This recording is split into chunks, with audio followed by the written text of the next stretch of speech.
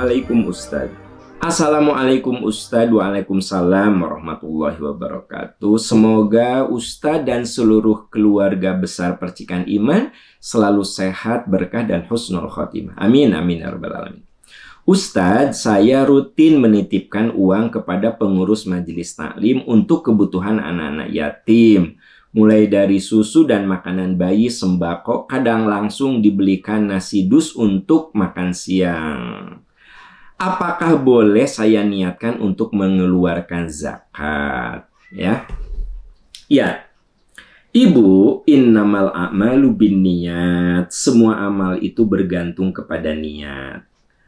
Kalau ibu niatkan itu sebagai zakat, boleh saja. Berarti zakat ibu itu untuk fakir miskin. Ya kan ibu tadi katakan untuk yatim, untuk fakir. Berarti ibu itu masuk dalam asnaf fakir miskin. Karena kalau ibu lihat di surat At-Taubah ayat 60, yang namanya zakat, sedekah, infak, innamas shodaqatu lil fuqara. Sodaqat itu kata jama'.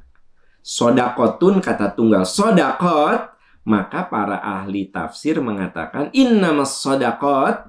Di situ maksudnya zakat, infak, sedekah, ya. Bahkan ada ulama yang berpendapat wakaf gitu. Lil fuqara, untuk menyantuni fakir. Wal masakin, miskin. Jadi ada orang yang punya penghasilan, tapi penghasilannya tidak bisa mencukupi kehidupannya. Kehidupannya sehari 50.000, penghasilan dia 10.000. Nah, fakir atau miskin, sama sekali dia tidak berpenghasilan. Nah, jadi sedekah, zakat, infak itu bisa untuk fakir, miskin, wal amilina 'alaiha, untuk pengelolaan. Ya. Jadi boleh saja pengelolaan zakat itu, kan ada lembaga zakat yang punya karyawan, kemudian sewa gedung. Nah, dari mana itu 1/8 dari zakat yang terkumpul bisa digunakan? Wal mu'allafati qulubuhum, orang yang dibina imannya. Mu'allaf, orang yang dibina imannya.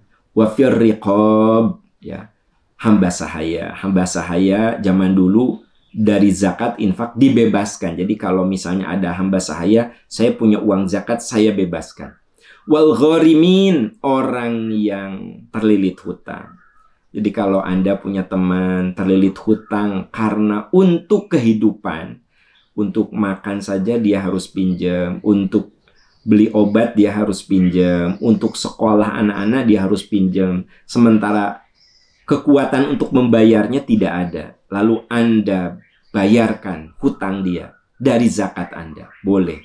Wa fi sabilillah, untuk sabilillah, yaitu kegiatan-kegiatan yang bersifat membela agama Allah.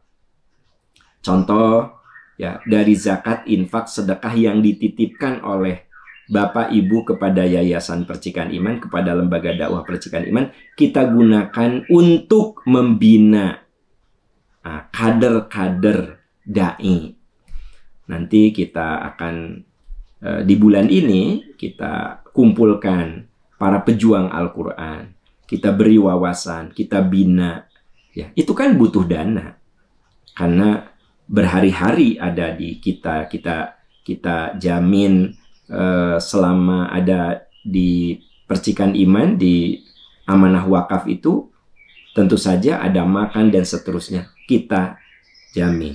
Nah, itu kita gunakan dari zakat, infak, sedekah. Boleh nggak? Boleh. Itu sabilillah. Wabnis sabil, untuk orang yang melakukan perjalanan kebaikan. Makanya boleh zakat, infak, sedekah digunakan untuk beasiswa bagi anak-anak yang tidak mampu. Kenapa beasiswa? Karena dia ibnu sabil, sedang melakukan perjalanan mencari ilmu. Jadi mencari ilmu itu dikategorikan sebagai melakukan perjalanan kebaikan. Kalau ibu punya anak kos, ya kan gitu, jauh dari orang tuanya, lalu ibu selalu memberikan makan, atau membiayai sekolahnya, itu ibnu sabil dia. Kalau dia itu dari kalangan yang tidak mampu, itu ibnu sabil. Jadi yang namanya sedekah, yang namanya zakat, infak sedekah, boleh untuk fakir miskin, boleh untuk membina orang-orang yang harus dibina imannya, boleh untuk membebaskan orang yang terlilit hutang. Ingat, terlilit hutang karena kebutuhan pokok ya, bukan konsumtif. Untuk kegiatan-kegiatan dakwah, untuk kaderisasi dakwah ibnu sabil, faridotam minallah, itu ketentuan dari Allah. Jadi kembali ke pertanyaan Anda, boleh nggak Ustadz saya gunakan zakat saya untuk beli sembako, membantu orang-orang yang tidak mampu? Boleh. Sekarang misalnya lagi kesulitan minyak goreng nih, ibu punya kesempatan beli minyak goreng agak banyak, lalu ibu bagikan kepada fakir miskin, diniatkan itu dari uang zakat, boleh nggak? Boleh, boleh. Anda lihat ayatnya di surat At-Taubah ayat 60.